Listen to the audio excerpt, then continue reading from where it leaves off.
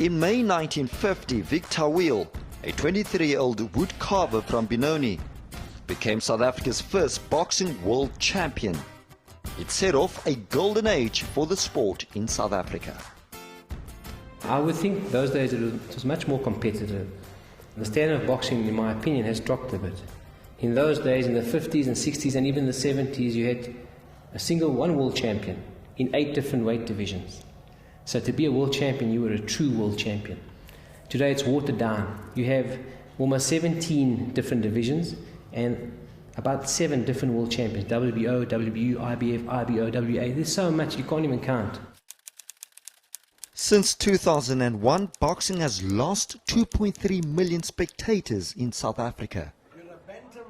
Just 2 boxing promoters command the local boxing scene, Rodney Berman and Branko Milenkovic. And declining support means greater financial risk. A boxing promoter that must cover all of the costs to stage the event, including the purse and other associated fees.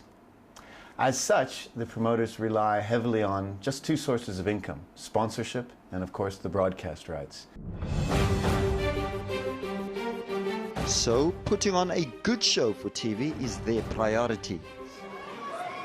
Okay guys, I'm giving you instructions. Keep your hands up at all time.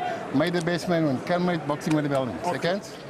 Berman's Golden Gloves recently introduced the all-or-nothing concept, where 8 of the country's cruiserweight boxers square up against each other over 3 tournaments. The last man standing wins 500,000 rand. It was hoped the format might revive an interest in boxing, but the reviews haven't all been positive. The opening bout at the first tournament in June was a lopsided affair. Cruiserweights in Africa. And of course, great right hand from Kevin Lerena. I told you, right hand, and it looks like Kevin Young Guns Lerena flattened 42-year-old Zambian Lucas Jerry in 53 seconds. It was not going to go the distance, this one. And of course, it didn't go the distance. Kevin Lerena stopping his opponent, Lux Jerry, in the first round. And we'll hear from our ring announcer. The main event was also criticized. Fought over 12 rounds between the young Chris the Heat van Heerden and veteran Argentinian Sebastian Lejean. That's a good victory for Chris van Heerden. Very, very good victory for Chris van Heerden. Yeah, good work, Chris van Heerden. Hard work and good work. People want to come see a good fight. They want to see one that's tough, that's hard, where the fighters have to fight it out to get to the best fighter. And unfortunately, it's not always the case here. Not always the best fighters are picked as opponents. Yeah, you know, it's a fallacious argument, and occasionally I get a fighter coming in and saying, oh, here you're putting me in this fight because you want to get me bumped off. The reality is we're in private enterprise, and a lot of people lose sight of that fact. A question being raised by fans then is whether promoters have compromised the sport just to keep their private enterprises afloat. Boxing South Africa seems to think so, even threatening to take TV rights away, saying it can do a better job developing quality boxing.